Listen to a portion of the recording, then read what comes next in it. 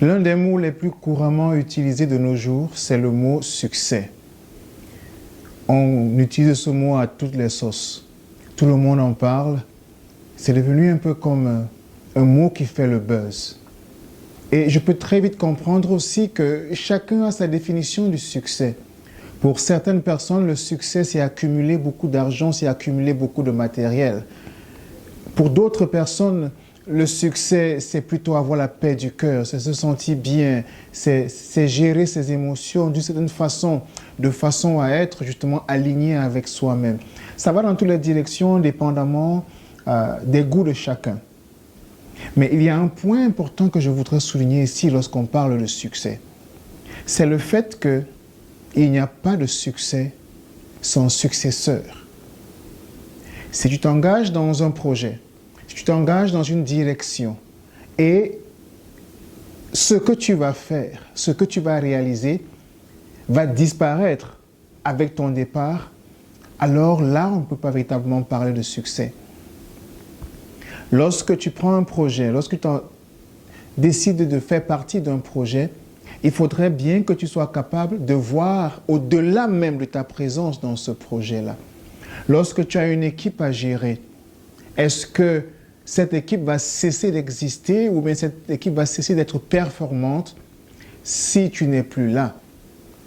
Est-ce que tu es ce genre de personne qui aimerait qu'on dise lorsque lui ou lorsque elle était là, on était capable de faire ci ou on était capable de faire ça. Mais depuis qu'elle est partie, depuis qu'il est parti, nous sommes au point mort. Parce que si c'est ce genre de témoignage qu'on fait de toi, cela suppose qu'il y a un élément important que tu n'as pas intégré dans ton équation. Tu n'as pas intégré le fait qu'il n'y a pas de succès sans successeur. Pour que ce que tu fasses soit véritablement un succès, quelle que soit la définition que tu vas choisir pour le terme succès, il faudrait bien que soit intégré dans cette définition l'élément selon lequel tu passes le bâton, tu passes le relais à d'autres personnes pour que ce que tu as commencé puisse te survivre. Parce que si après toi c'est le déluge, cela veut dire que tu n'as pas fait un bon travail. Je m'adresse donc aux managers, je m'adresse donc aux personnes qui sont chargées d'accompagner une équipe sur la voie de la performance. À ces personnes qui ont des gens qui les regardent autour d'elles. Ça peut être parce que tu travailles dans une entreprise, mais ça peut être aussi parce que tu es un papa ou tu es une maman et il y a des gens autour de toi. Si tu cesses d'exister aujourd'hui, qu'est-ce qui va se passer? Est-ce que tout va s'effondrer simplement parce que tu n'es plus là? Il n'y a pas de succès sans successeur. Alors, lorsque tu t'engages dans un projet, pense à long terme. Et il est très souvent aussi possible que l'idée que l'on a reçue, la promesse qui nous est faite, se réalise, mais pas avec nous. Nous sommes simplement le canal par lequel cette promesse a été, le canal par lequel cette promesse est passée pour arriver dans le monde. Ok? Donc, je dis ça simplement parce que très souvent, lorsqu'on veut aller dans une direction ou dans une autre, on essaye de s'imaginer au point d'arriver. On essaye de se voir à la fin de ce projet, ce qui n'est pas foncièrement une mauvaise chose. Sauf qu'à certains moments, ça nous limite aussi. Parce que si on veut absolument se voir à la fin de ce projet, il y a des projets qui ne verront jamais le jour, qui ne seront jamais réalisés, parce que certains projets prennent un certain temps. Et ça veut aussi dire qu'il faut qu'on comprenne qu'à certains moments, on est simplement une pièce.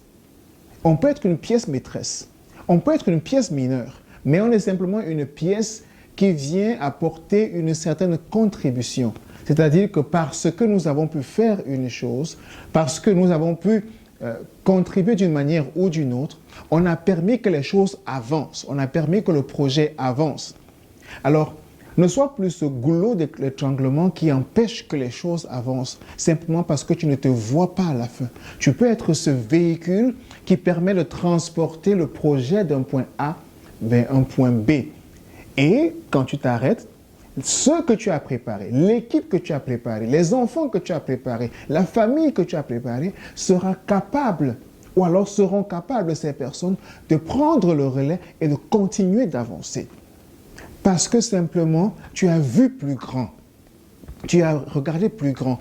Quand tu regardes devant toi, si tu as un arbre devant toi, tu es trop proche de l'arbre, tu ne peux pas voir ce qu'il y a autour. Tu ne peux pas voir la forêt qu'il y a autour. Mais lorsque tu décales un peu et tu as une grande vision, tu vois qu'en réalité, il y a bien d'autres choses tout autour qui peuvent profiter non seulement à toi, mais aux autres aussi. Alors lorsque tu définis ta vision, ne définis pas ta vision forcément en pensant à toi et en te voyant comme le point de chute, mais définis ta vision en imaginant les générations futures qui peuvent profiter de l'action que tu vas poser aujourd'hui dans ton entreprise, les équipes futures dans ton entreprise, les départements futurs, les personnes qui vont entrer dans l'entreprise alors que tu n'es même pas encore présent. Pense déjà à ces personnes-là parce qu'elles vont pouvoir profiter des graines que tu es en train de semer aujourd'hui. La parole de Dieu nous dit, un semeur sorti pour semer. Comporte-toi comme ce semeur-là. Tu sors de chez toi pour semer de bonnes graines. Tu n'es pas sûr que tu seras celui qui va récolter toutes ces graines-là.